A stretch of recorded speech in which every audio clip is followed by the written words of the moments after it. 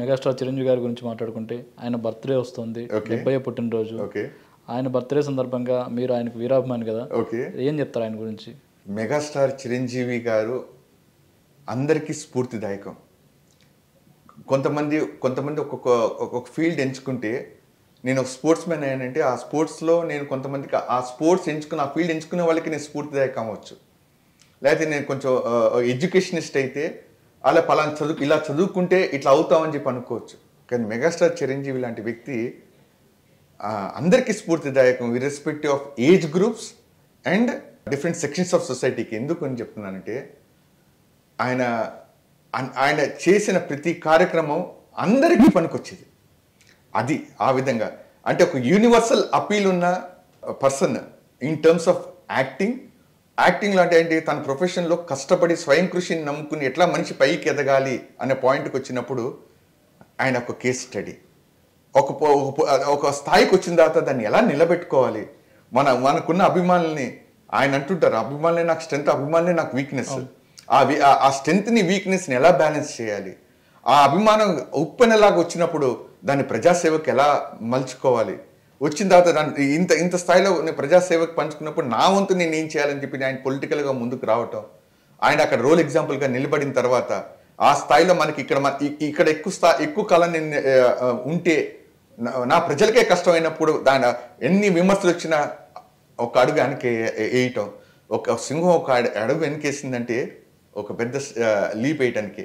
అలా ఆయన ప్రతి లైఫ్, ప్రతి డే, ప్రతి moment has got a meaning. So దగ్గరగా అనలైజ్ చేసి చదివితే megastar Chiranjeevi garu is a absolute role model. ఒక సొసైటీకి, సమాజానికి అన్ని విధాలుగా is a role model. So ఆయన దగ్గర నుంచి నేర్చుకోవాల్సింది చాలా ఉంది. ఆయన ఇంకా మనందరికీ ఉండి మార్గదర్శకంగా ఇంకెంతో చేయాల్సింది ఉంది. మీరు ఆయన్ని ఇన్స్పైర్ అయ్యే ఇండస్ట్రీకి వచ్చానని అంటున్నారు, ఏదో ఇంట్రెస్టింగ్ స్టోరీ కూడా ఉంది అని అంటున్నారు, ఏంటండి అది? నేను ఫిలిం ఇండస్ట్రీలో డైరెక్టర్గా రావటం అనేది అది యాక్సిడెంటల్.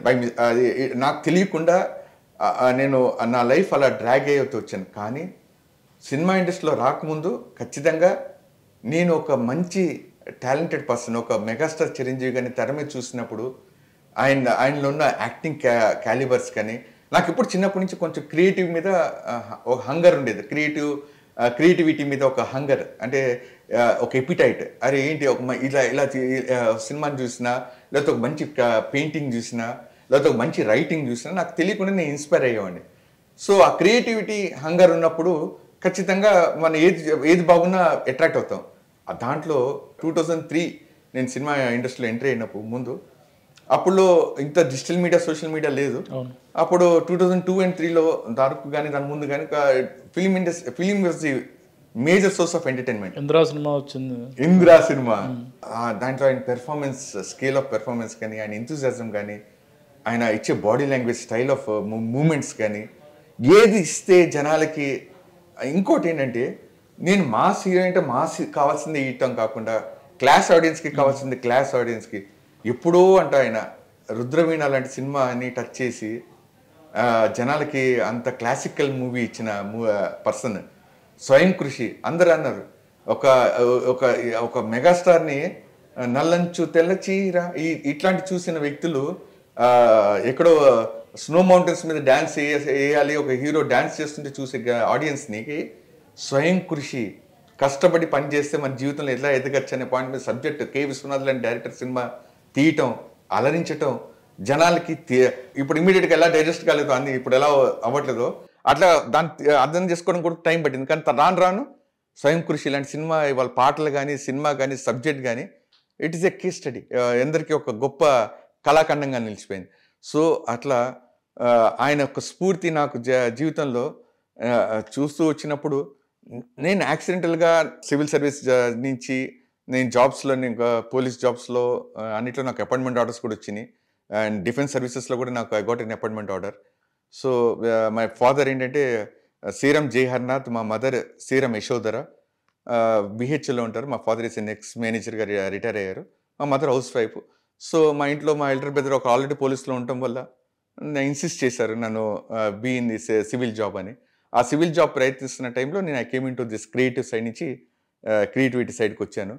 వచ్చినప్పుడు నేను ఈ ఫీల్డ్లోకి ప్రతిరోజు అడుగేస్తూ ముందుకెళ్తున్నప్పుడు ఈ సినిమా ఇండస్ట్రీని 24 క్రాఫ్ట్స్ని అర్థం చేసుకుంటూ నా జీవితానికి నేను మలుచుకుంటూ ముందుకెళ్తున్నప్పుడు నాకు ఇచ్చిన స్ఫూర్తి, నాకు ఇచ్చిన గైడెన్స్, ఒక ఏకలవ్య శిష్యుడిగా నేను గమనించుకుంటూ ముందుకెళ్ళింది ఇవాళ వరకు నేను ఈ ఇంటర్వ్యూ వరకు వచ్చి మీ ఎదురుగా నేను కూర్చోగలిగానంటే కూడా ఖచ్చితంగా నేను నమ్ముకున్న నా దేవుడు ఏడుకొండల స్వామి ఎంతో నేను నా పేరెంట్స్కి ఎంత డెడికేట్ చేస్తాను, నా ఫ్యామిలీ మెంబర్స్, నా ఫ్రెండ్స్కి ఎంత డెడికేట్ చేస్తానో సినిమా ఇండస్ట్రీలోకి ఖచ్చితంగా one and only megastar Chiranjeevi గారికి ఆయన ఏకలవ్య శిష్యుడిగా. ఎందుకంటే వెన్ను తట్టి ఎవరిలో ఏదైనా టాలెంట్ ఉంది, వాళ్ళలో కసి ఉంది, వాళ్ళు నిరూపించుకోవాలి, వాళ్ళలో కావాల్సిన రిక్వైర్మెంట్ క్యాలిబర్ ఉన్నప్పుడు తెలుసుకుని వెన్ను తట్టి come on you can go forward అని చెప్పి శిఖరం అంత ఎత్తున్నా కూడా ప్రజల కింద అందరికీ అందుబాటులో ఉంటూ వాళ్ళని ఎంకరేజ్ చేసే ఏకైక స్టార్ మెగాస్టార్ చిరంజీవి గారు.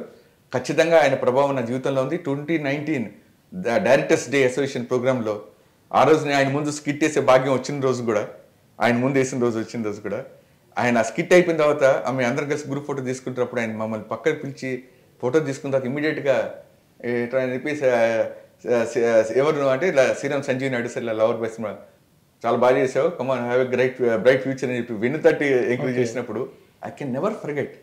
ఇవాళ కూడా ఆ షేక్ హ్యాండ్ ఒక పవర్ ఏంటో అండ్ ఆయన ఎంకరేజ్ చేసిన చెప్పిన వర్డ్స్ అండ్ అంత సౌండ్స్ వస్తుండే కూడా చెవులో పిలిచి చెప్పారు all the best, come on go forward.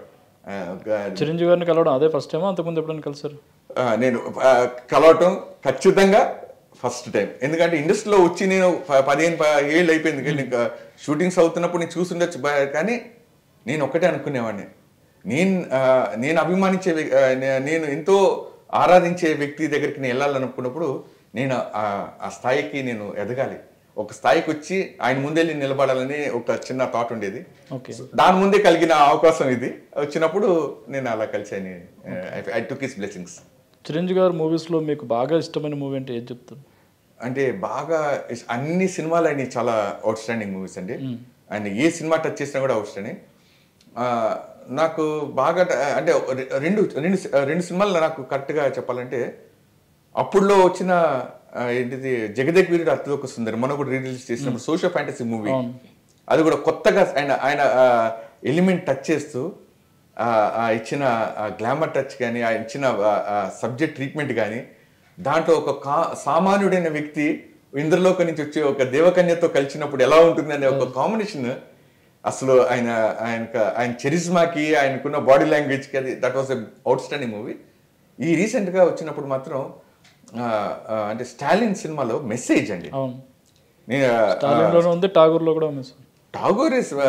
Tagore అవినీతి మీద స్టాలిన్ సినిమాలో ఎవరైనా మామూలుగా మనం హెల్ప్ చేసినా నేను ఎవరికైనా హెల్ప్ చేసినా జస్ట్ విల్ సే థ్యాంక్స్ అండి అని చెప్పాను. ఖచ్చితంగా నాకు తెలియకుండా ఇన్ఫ్లుయెన్స్ థాట్ ఉంటుంది.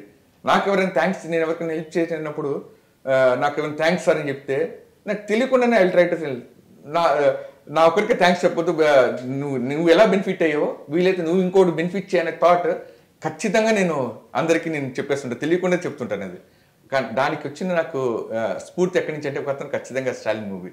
సో అలా మీరు చెప్పినట్టుగా ఠాగూర్ సినిమాలో కానీ ఇందిరా మూవీ కానీ factionism, this are all very good movies. So ఖచ్చితంగా ఇప్పుడు రీసెంట్గా వచ్చిన ఖైదీ నంబర్ 150 కానీ Sye Raa Narasimha Reddy, just hats off అండి. అసలు ఆయన టచ్ చేసే సబ్జెక్ట్స్ కానీ ఆయన కళ్ళతో ఇచ్చే ఇంటెన్స్ పెర్ఫార్మెన్స్, వా క్యా బాత్ అయ్యారు, సూపర్. ఒక డైరెక్టర్గా చిరంజీవి గారికి కథ చెప్పాలి, ఆయనతో సినిమా చేయాలంటే ఎలాంటి కథను ఆయన ముందుకు తీసుకెళ్తారు సార్? ఎందుకంటే ఇప్పటివరకు ఆయన అన్ని చేశారు, ఆయన చేయను అంటే ఏవి లేవు. ఓకే, మరి ఇంకా ఆయన డిఫరెంట్గా చూపించాలి, ఒక అభిమానిగా చిరంజీవి గారిని అభిమానులకు నచ్చేలాగా చూపించాలంటే? సార్ ఒకటి, ఇప్పుడు ప్రజలకి ట్రెండ్స్ మారిపోతున్నాయి. ఇప్పుడున్న ఏంటంటే ఇది డిజిటల్ యుగం. ఇట్ ఈస్ మోర్ ఇంతకుముందు ఏంటంటే ఇంతకుముందు ఒక conventional method of life style ఉండేది. ఇప్పుడు ఏంటంటే గ్లిటరింగ్ గ్లామర్ వరల్డ్ అయిపోయింది అండ్ డిజిటల్ వరల్డ్ అయిపోయింది. ఇవాళ సినిమా థియేటర్లో కూడా కూర్చుంటూ జనాలు ఫోన్లో కూర్చొని మెసేజ్లు ఇచ్చుకుంటూ సినిమా చూస్తున్నాయి యుగం. ఇంతకుముందు ఒక ఫ్రేమ్ కదిలినా కూడా జనాలు డిస్టర్బ్ అయితే కూడా ఫీల్ అయ్యేవాడు. కానీ ఇవాళ ఏంటంటే జనాలు థియేటర్లో కూడా కూర్చుంటూ కూడా డిజిటల్ వర్డ్తో కనెక్ట్ అవుతున్నారు, ఫోన్ ఎక్కువ చూస్తున్నారు, సినిమా తక్కువ చూస్తున్నారు. ఉంది సినిమా మీద అభిమానం ఉంది అని. అలాంటప్పుడు నేను ఒక సినిమా తీయాలి అని అంటే ఒక మాస్ ఎలిమెంట్ లాగా ఏదో ఆటో జర్నీ లాగా తీయాలనో, లేకపోతే ఒక సోషల్ ఫ్యాంటసీ అంటే జగదక్ వీర్ అతోక్ సుందర్ లాంటి ఇన్స్పిరేషన్తో తీయాలనో, లేకపోతే ఒక మెసేజ్ ఓరియంటెడ్ లాగా ఏదో ఇంద్రా సినిమాలో లేకపోతే ఠాగూరు లేకపోతే స్టాలిన్ సినిమాలో తీయాలనో అలా ఒకటే అనుకుంటే it will be very difficult. జనాలకి అన్ని రంగులు కావాలి. కానీ ఇప్పుడు అంతా కొత్త ప్రపంచం ఉంటేనే సినిమా చూడడానికి అదే చెప్తున్నా, కొత్త ప్రపంచమే కావాలి. ఇప్పుడు అదే చెప్తున్నా కదా, ఒక అవతార్ లాంటి సినిమా కావాలి. దాన్ని మన చిరంజీవి లాంటి మెగాస్టార్ని నేను ఇచ్చాపురంలో ఉన్న ఫ్యాన్కి, పొద్దుటూరులో ఉన్న ఫ్యాన్కి కూడా నేను కన్విన్స్ చేయగలిగాను. ఇక్కడేమో హైదరాబాద్ ఉన్నప్పుడేమో ఒక హైటెక్ స్టూడెంట్స్కి నేను కన్విన్స్ చేయగలగాలి, అందరికీ నచ్చేలా, అందరికి అందుకే చెప్పింది. So it should be A combination feast of ఏదో నేను ఒక్క జర్నర్ పట్టుకుని నేను ముందుకెళ్తే అది నేను కన్విన్స్ చేసేస్తాను అనుకోవటం ఐ పర్సనల్ ఫీల్. ఎందుకంటే మెగాస్టార్ చిరంజీవి గారికి ఉన్న ఫ్యాన్ బేస్ అలాంటిది, ఆయన రిక్వైర్మెంట్ అలాంటిది. ఎట్లా నేను ఒక నేటివిటీ తెలుగు లోకల్ ఆడియన్స్కి నేను ఎలా హ్యాపీనెస్ ఇస్తానో అట్లాగే ఇవాళ మైండ్ సెట్ మారిపోయిన న్యూ ట్రెండీ పీపుల్కి ఉన్న వాళ్ళకి కన్విన్స్ చేస్తూ, గ్లోబల్గా ఎన్ఆర్ఎస్ ఉన్న వాళ్ళకి కన్విన్స్ చేస్తూ, అందరినీ సమపాలనగా ఇచ్చుకుంటూ ఆ సబ్జెక్ట్ని 2.5 గంటలు 3 గంటల్లో కన్విన్స్ చేస్తూ ఒక సినిమా వేయాలన్నప్పుడు దానికి ఎంత స్థాయిలో ఎంత డెప్త్లోకి వెళ్ళి వర్కౌట్ చేయాలో మనకు తెలుసు. సో దట్ ఆ రోజు వచ్చినప్పుడు, ఆ మూమెంట్ వచ్చినప్పుడు మాత్రం ఖచ్చితంగా I will certainly stand up to my commitment. పక్కా. ఎందుకంటే చాలా మంది డైరెక్టర్కి డ్రీమ్ ఉంటుంది.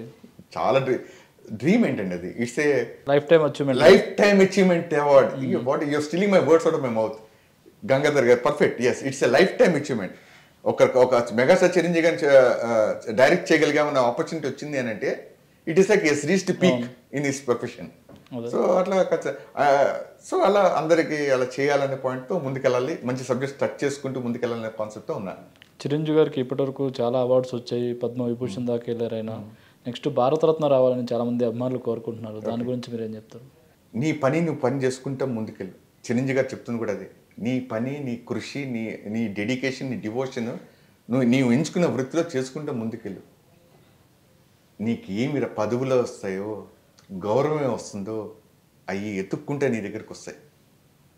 దానికోసం నువ్వు కొత్తగా శ్రమించాల్సిన అవసరం లేదు. దాని గురించి నువ్వు కొత్తగా మార్గం ఎత్తుక్కోవాల్సిన అవసరం లేదు. ఆయన ఆల్రెడీయే యాజ్ ఎ సైడ్ ఆయన రోల్ మోడల్.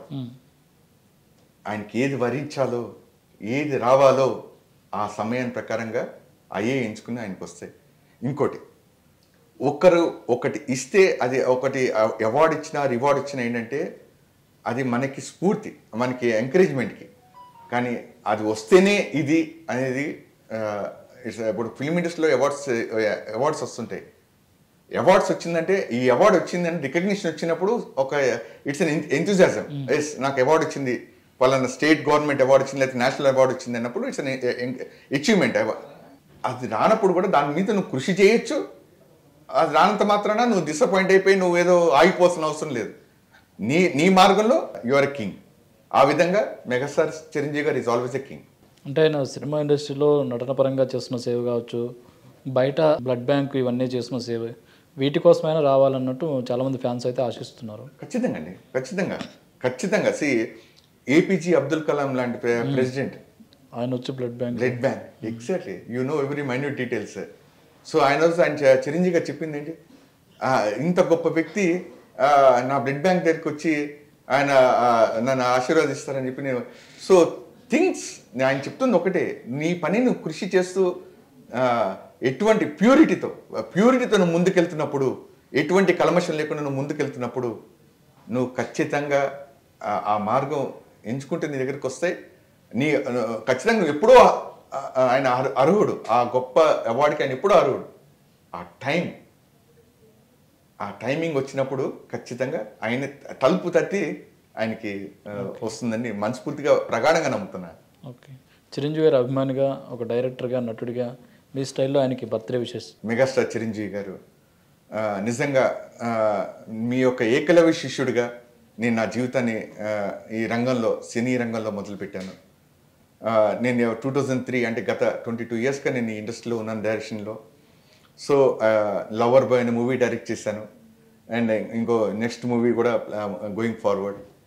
ఖచ్చితంగా మీ యొక్క ఆశీస్సులు మా అందరికి ఉండాలి. మాలాంటి వాళ్ళు ఎందరికో మీ స్ఫూర్తిదాయకం. యాక్టింగ్లో కానీ సినిమా ఇండస్ట్రీలో ఎలా స్వయం కృషిని నమ్ముకుని ముందుకెళ్ళాలి, జీవితంలో సక్సెస్ అవ్వాలనే దాని మీద మీరు ఎంత స్ఫూర్తిదాయకం. ఆ స్ఫూర్తిని నింపిన మాకు మీరు ఎప్పుడు మాకు మార్గదర్శులే. మాకు ఈ రంగంలో మీరు ఎప్పుడు దైవ సమానులే. అలాంటి మీకు పుట్టినరోజు శుభాకాంక్షలు ఇవాళ మెగా9 టీవీ ద్వారా మీకు తెలియపరచడంలో నా మనస్ఫూర్తిగా నా హ్యాపీ బర్త్డే విషెస్ మీకు తెలియపరుస్తున్నాను.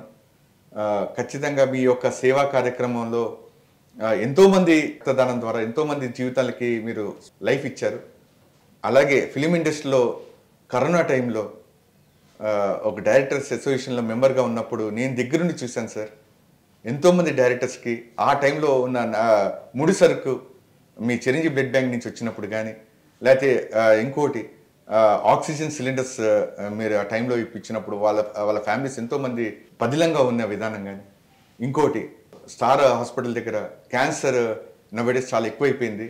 ఎవరికైనా ఇండస్ట్రీ వాళ్ళకి క్యాన్సర్ వచ్చిన వాళ్ళకి ఎవరైనా టెస్టింగ్ చేసుకోవాలంటే కాస్ట్లీగా ఉంటే కూడా ఆ స్క్రీనింగ్ టెస్ట్కి కావాల్సిన మీరు ఫండ్స్ ఇవ్వటం, ఎవరికైనా చేయించుకోవాలనుకుంటే దానికి మీరు ఇస్తున్న సపోర్ట్ కానీ, క్యాన్సర్ ట్రీట్మెంట్కి స్క్రీనింగ్ టెస్ట్కి మీరు ఇచ్చే పేమెంట్ కానీ, అలాగే అన్ని విధాలుగా మీరు ఇచ్చిన సపోర్ట్ అది ఎవరు మర్చిపోలేంది.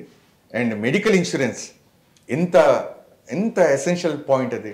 ఒక సినీ ఇండస్ట్రీలో వచ్చినప్పుడు తింటాం టైంకి ఉండదు, లైఫ్ స్టైల్ టైం ఒక రొటీన్గా ఉండదు.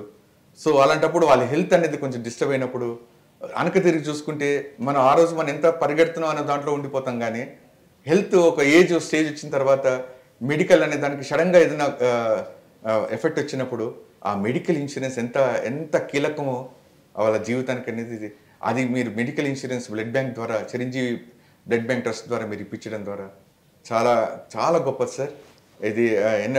ఇది సినీ రంగాలకి పరోక్షంగా మీరు చేస్తుంది, ఎంతోమంది జీవితాలకు మీరు ప్రభావితం చేస్తూ మాలాంటి సినిమా ఇండస్ట్రీలో ఉన్న వాళ్ళకి డైరెక్ట్గా మీరు స్ఫూర్తి కల్పిస్తున్నందుకు thank you very much. Wishing a very very happy birthday sir. కారణ జన్మలు మీరు. Wishing a great success. And to all the fans, have a great fun time boss. Hit the bull's eye August 22. Happy birthday sir. Megastar Chiranjeevi garu. నమస్తే sir. Thank you thank you mister Billa Gangadhar garu. And to all the mega nine TV staff thank you. చూసారు కదా megastar Chiranjeevi గారి గురించి శ్రీరామ్ సంజీవ్ నాయుడు గారు చెప్పిన విశేషాలు. ఇది వాళ్ళ ఇంటర్వ్యూ. మరో ఇంటర్వ్యూతో మళ్ళీ కలుద్దాం. చూస్తూనే ఉండండి మెగా9 టీవీ.